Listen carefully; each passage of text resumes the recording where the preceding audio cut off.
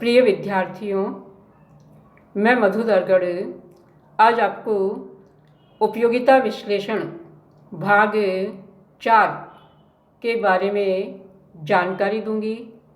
आज मैं आपको बताऊंगी कि कुल उपयोगिता वक्र एक्स अक्ष के प्रति कब नतोदर होता है और कब कुल उपयोगिता वक्र एक्स अक्ष के प्रति उन्नतोदर होता है। तो पहले हम लेंगे कुल उपयोगिता वक्र का नतोदर या कॉन्केव होना।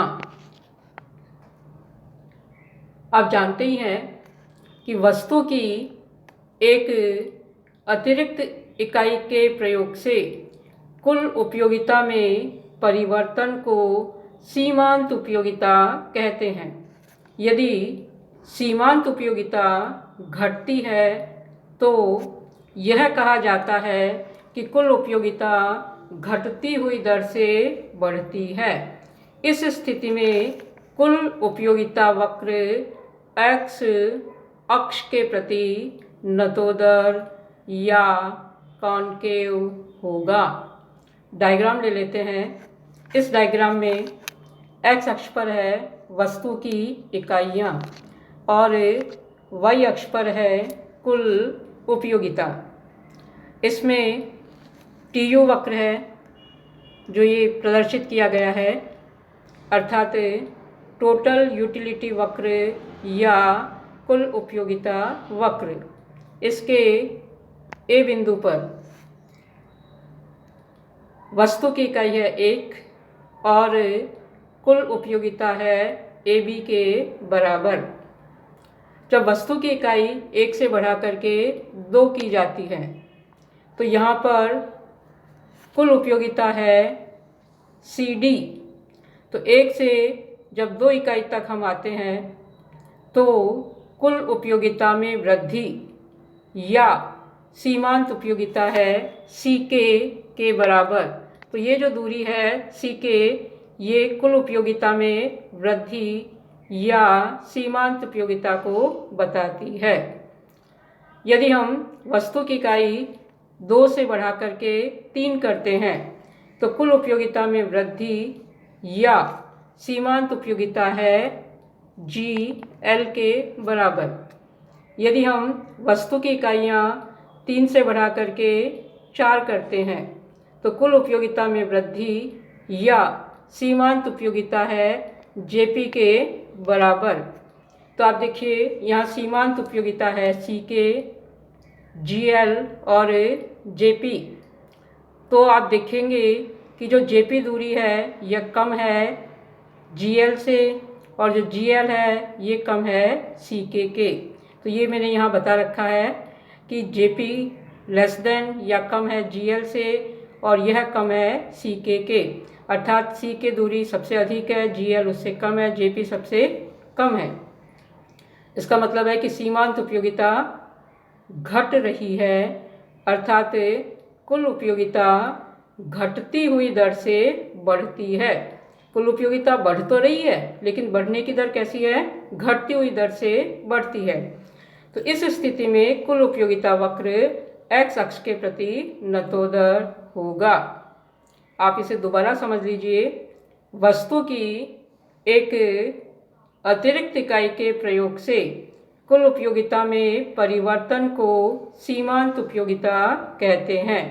यदि सीमांत उपयोगिता घटती है तो यह कहा जाता है कि कुल उपयोगिता घटती हुई दर से बढ़ती है। इस स्थिति में कुल उपयोगिता वक्र एक्स अक्ष के प्रति नतोदर होगा। इस प्रकार यदि कुल उपयोगिता रेखा एक्स अक्ष के प्रति नतोदर है तो इसका अभिप्राय है कि कुल उपयोगिता घटती हुई दर से बढ़ती है। इसके बाद दूसरा हम लेंगे कुल उपयोगिता वक्र का उन्नतोदर या कॉन्वेक्स होना।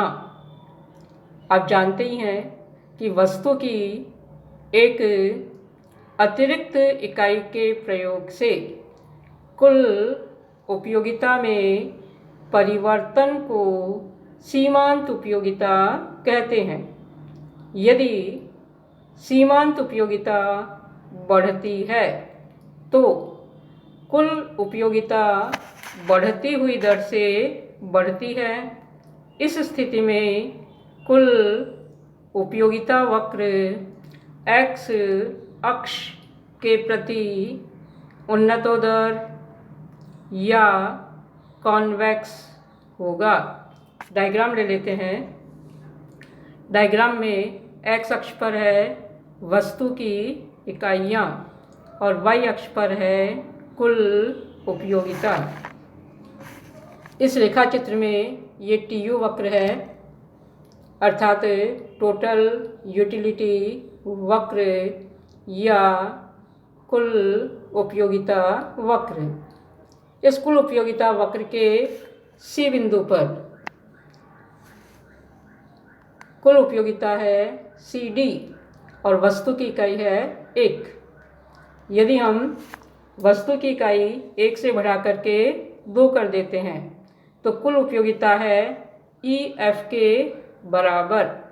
तो यदि हम वस्तु की इकाई 1 से बढ़ा करके 2 करते हैं तो कुल उपयोगिता में वृद्धि या सीमांत उपयोगिता है EG के बराबर। तो ये जो दूरी है EG, ये सीमांत उपयोगिता को बताती है। यदि वस्तु की इकाई 2 से बढ़ा करके 3 कर दी जाती है तो कुल उपयोगिता में वृद्धि या सीमांत उपयोगिता है JM के बराबर।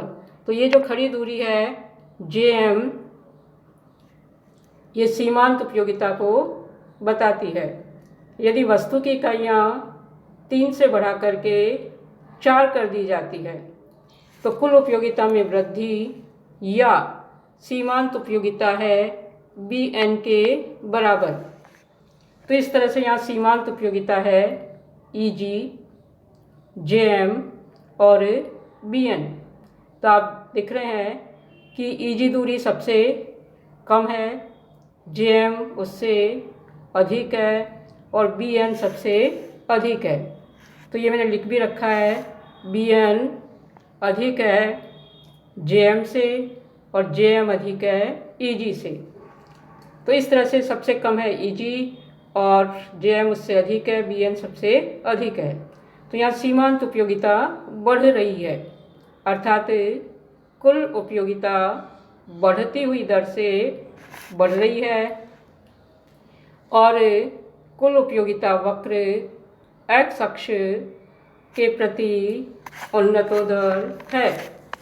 तो आप ये दोबारा समझ लीजिए कि वस्तु की एक अतिरिक्त इकाई के प्रयोग से कुल उपयोगिता में परिवर्तन को सीमांत उपयोगिता कहते हैं। यदि सीमांत उपयोगिता बढ़ती है तो कुल उपयोगिता बढ़ती हुई दर से बढ़ती है। इस स्थिति में कुल उपयोगिता वक्र x अक्ष के प्रति उन्नतोदर या कॉन्वेक्स होगा। इस प्रकार यदि कुल उपयोगिता रेखा x अक्ष के प्रति उन्नतोदर है तो इसका तात्पर्य है कि कुल उपयोगिता बढ़ती हुई गति से बढ़ती है। तो आज इतना ही, शेष अगली कक्षा में।